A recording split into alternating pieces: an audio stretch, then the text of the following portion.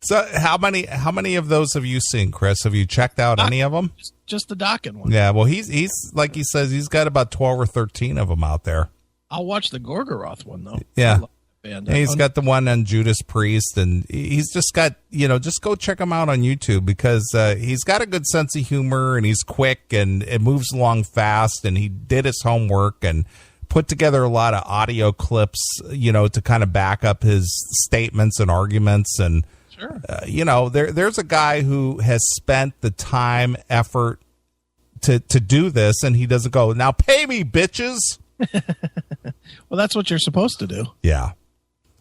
You don't think that me and Jasmine couldn't get together and watch the Gorgoroth one? I'm sure you could. I mean, she's into that. Sure she is. And so am I. So that'd be great. Yeah.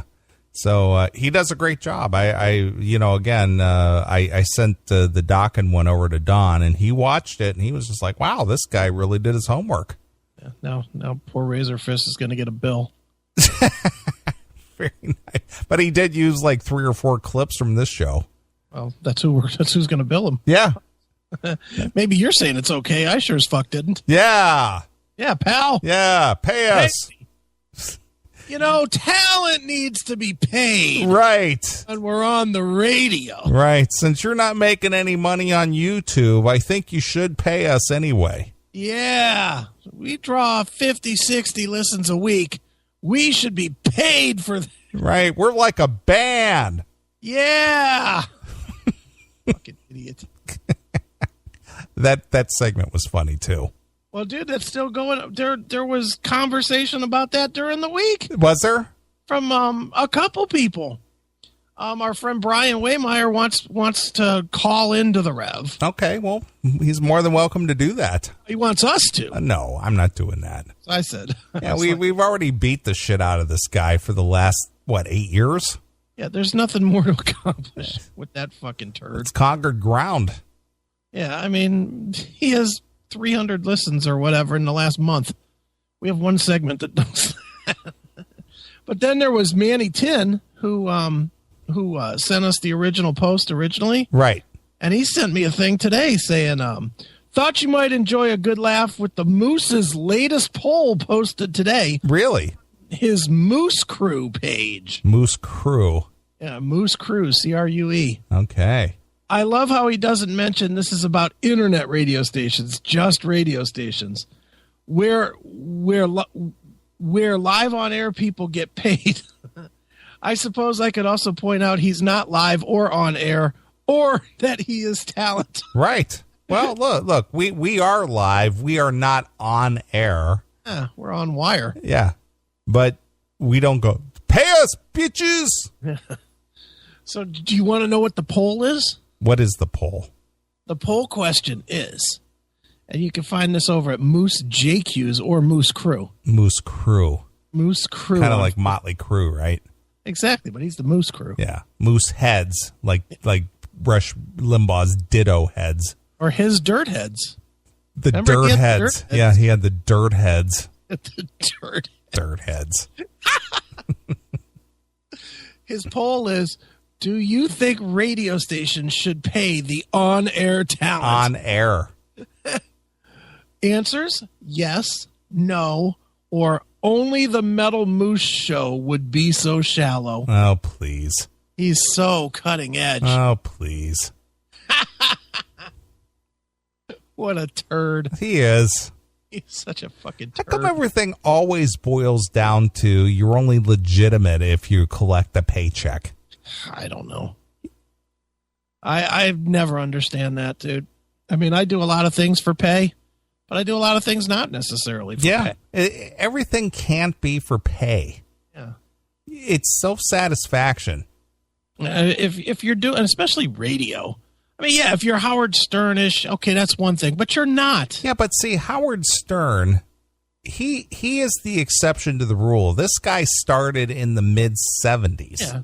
Okay? He earned his way when radio still was a paying gig.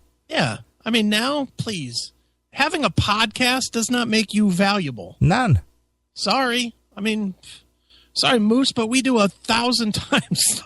Anybody can do it. I mean, a guy like, okay, our good friend Bob Nalbandian. Sure.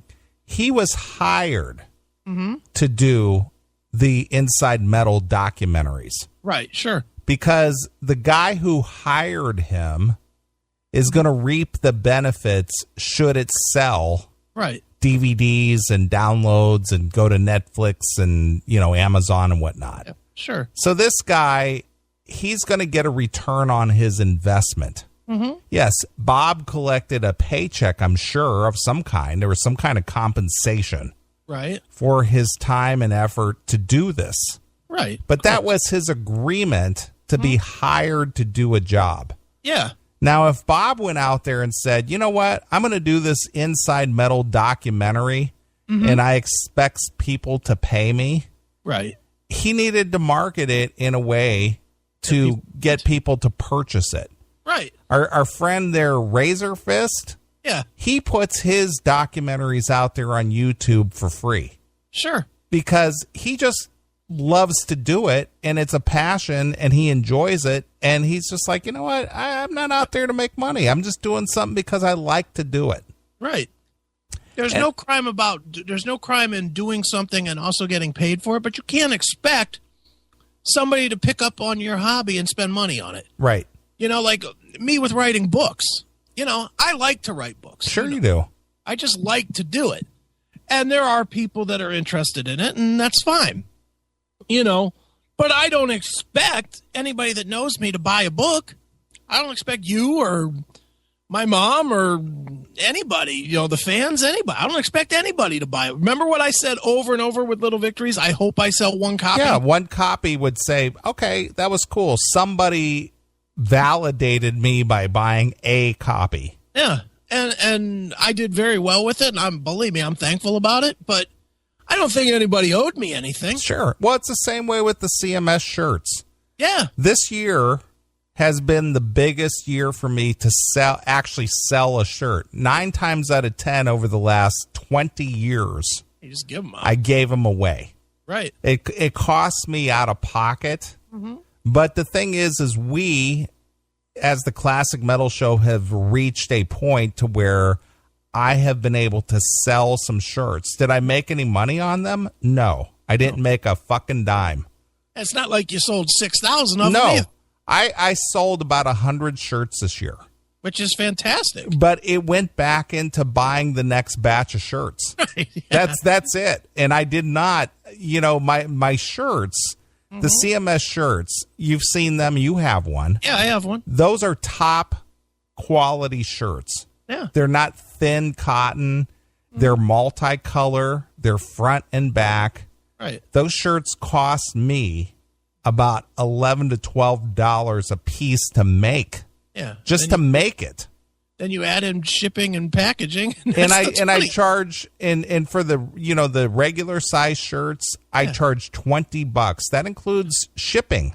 Yeah, so it's a wash. Yeah. So I don't make shit on the shirts, but I didn't put them out there to make money. I put them out there because I'm proud that people want to wear them.